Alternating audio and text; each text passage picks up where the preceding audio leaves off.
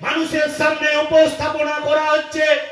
আর এইগুলো করছে কিছু দালাল, কিছু রক্ত পিপাসু মার্ক্সবাদ, যারা দীর্ঘ 34 বছর ধরে এই বাংলাকে রক্তাক্ত করেছে, যারা দীর্ঘ 34 বছর ধরে নানুরে গণহত্যা ঘটিয়েছে, সুদপুরে গণহত্যা ঘটিয়েছে, যারা সাইবাড়িতে ছেলের রক্ত মাখা ভাত মা বাপকে খাইয়ে মা বাপকে খুন করেছে, মায়ের সামনে সন্তানকে খুন করেছে, সেই মার্ক্সবাদী কমিউনিস্ট পার্টির দালাল কিছু রক্ত পিপাসু মানুষ, যারা আজকে রাম আর বাম একত্রিত হয়ে এই বাংলাকে দ্বিখণ্ডিত করার চেষ্টা করছে, বাংলায় সাম্প্রদায়িক উস্কানি লাগিয়ে ভ্রাতৃত্ববোধকে নষ্ট করার চেষ্টা করছে, তাদেরকে হতে সাবধান করার জন্য আমাদের এই অবস্থান বিক্ষোভ।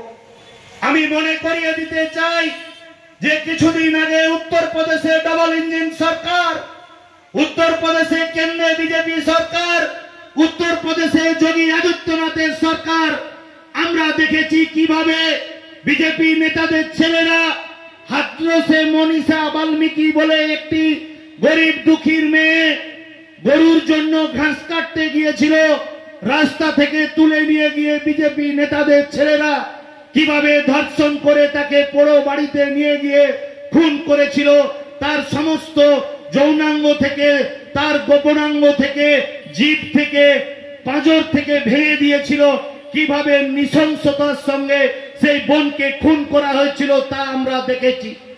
তখন এই বাংলার বুকে মার্ক্সবাদীদের, তখন এই বাংলার বুকে ভারতীয় জনতা পার্টির ক্যাডারদের রাস্তায় বেরিয়ে মিছিল করতে দেখিনি। প্রতিবাদে নেমেছিল রাস্তায় মমতা বন্দ্যোপাধ্যায়, কারণ রাস্তায় প্রতিবাদ আন্দোলনের মধ্য দিয়ে উঠে আসা নেত্রীর নাম মমতা বন্দ্যোপাধ্যায়। শুধু সরকারের প্রশাসনে থেকে, ক্ষমতায় থেকে মানুষকে পরিষেবা দেয়া নেত্রী একা নেত্রীর কাজ নয়। উনি 1970-এর দশক থেকে এই বাংলার বুকে ঘটে যাওয়া সমস্ত গণহত্যা ন্যায় বিচার পাইয়ে দেওয়ার জন্য লড়াই করেছেন। আপনারা মনে করলে স্মরণ করতে পারবেন 2001 সালে থেকে তুলে নিয়ে গিয়ে বিজেপি নেতাদের ছেলেরা কিভাবে ধর্ষণ করে তাকে পোড়ো বাড়িতে নিয়ে গিয়ে খুন করেছিল, তার সমস্ত যৌনাঙ্গ থেকে, তার গোপনাঙ্গ থেকে, জিভ থেকে, পাঁজর থেকে ভেঙে দিয়েছিল, কিভাবে নৃশংসতার সঙ্গে সেই বোনকে খুন করা হয়েছিল তা আমরা দেখেছি। তখন এই বাংলার বুকে মার্ক্সবাদীদের, তখন এই বাংলার বুকে ভারতীয় জনতা পার্টির ক্যাডারদের রাস্তায় বেরিয়ে মিছিল করতে দেখিনি। প্রতিবাদে নেমেছিল রাস্তায় মমতা বন্দ্যোপাধ্যায়, কারণ রাস্তায় প্রতিবাদ আন্দোলনের মধ্য দিয়ে উঠে আসা নেত্রীর নাম মমতা বন্দ্যোপাধ্যায়। শুধু সরকারের প্রশাসনে থেকে, ক্ষমতায় থেকে মানুষকে পরিষেবা দেয়া নেত্রী একা নেত্রীর কাজ নয়। উনি 1970-এর দশক থেকে এই বাংলার বুকে ঘটে যাওয়া সমস্ত গণহত্যা ন্যায় বিচার পাইয়ে দেওয়ার জন্য লড়াই করেছেন। আপনারা মনে করলে স্মরণ করতে পারবেন 2008 সালে সিঙ্গুরে অনিচ্ছুক কৃষকদের জমি জোর করে অধিগ্রহণ করেছিল বুদ্ধবাবুর সরকার। আজ সেই জমি অধিগ্রহণে বাধা দিয়েছিল তাপসী মালিকের বাবা।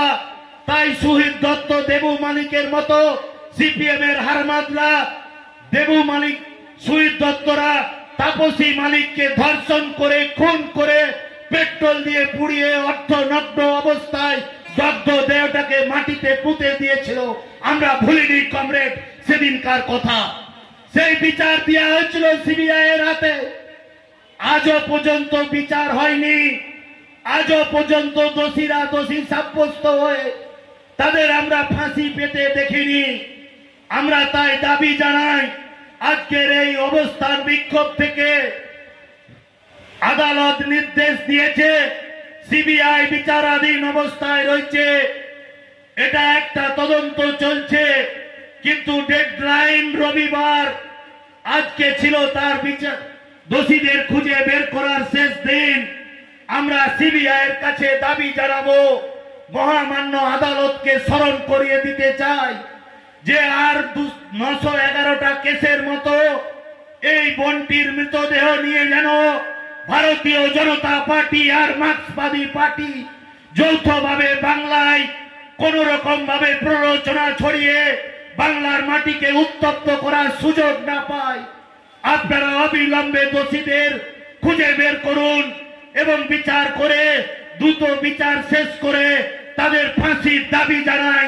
আমাদের নেত্রী সুরে সুর মিলিয়ে আমরাও কেশপুরের মানুষ, আমরা সংহতিতে বিশ্বাসী, আমরা সংঘবদ্ধতে বিশ্বাসী, আমরা ঐক্যবদ্ধতে বিশ্বাসী।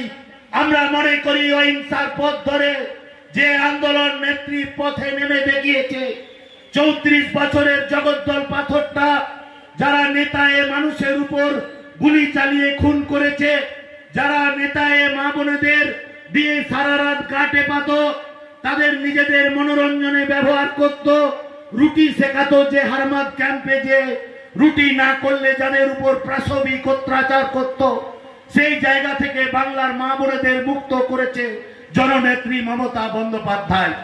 আমি স্মরণ করিয়ে দিতে চাই, যারা নেত্রীর বিরুদ্ধে কুৎসা করছে, যারা বাংলাকে বিভিন্ন ভাবে অপপ্রচার করে বাংলায় একটা বিশৃঙ্খল পরিবেশ তৈরি করার চেষ্টা করছে, তাদের স্মরণ করিয়ে নিতে চাই। বন্ধু, আপনারা 2011 সালের আগে মহিলাদের 50% সংরক্ষণ করেননি।